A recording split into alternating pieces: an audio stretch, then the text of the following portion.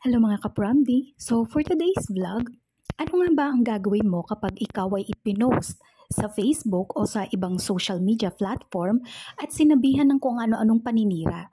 At kung ikaw naman yung nag-post, ano naman yung magiging depensa mo para hindi ka makulong? So itong case na to ay may GR number 230299 na desisyon na nito noong April 26, 2023.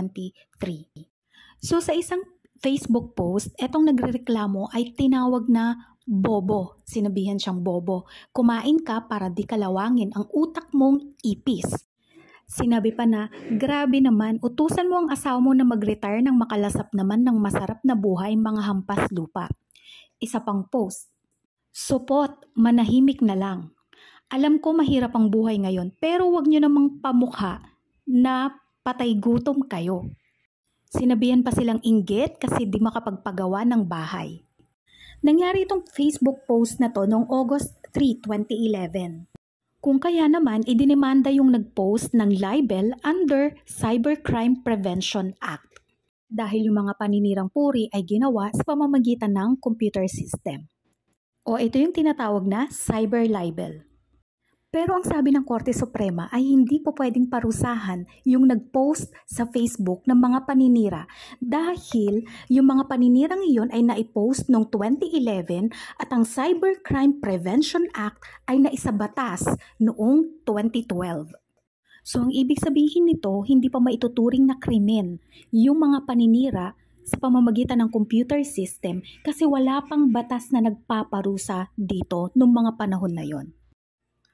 So kung hindi siya pwedeng parusahan under Cybercrime Prevention Act, pwede ba siyang idemanda under Article 355 ng Revised Penal Code o yung libel?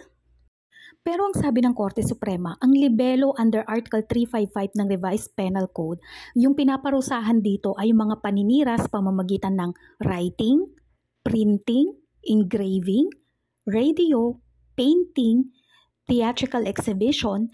Clearly, hindi kasama dito yung mga paninira gamit ang computer system. So, ang ibig bang sabihin nito, hindi kasama under Article 355 ng Revised Penal Code yung Facebook post or social media platform.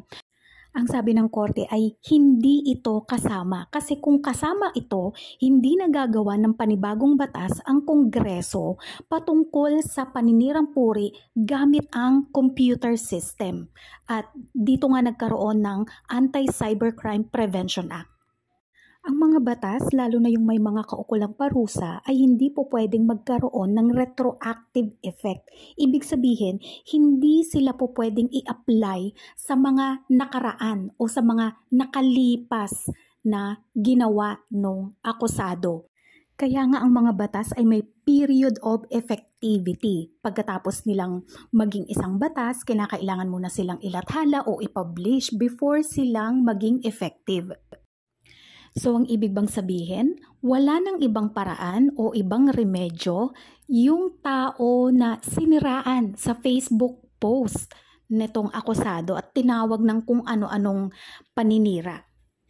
Well, ang sabi ng korte, etong criminal action na cyber libel under Cybercrime Prevention Act and libel under the Revised Penal Code, etong criminal actions na to, kung hindi man magtagumpay, meron pa ring remedyo.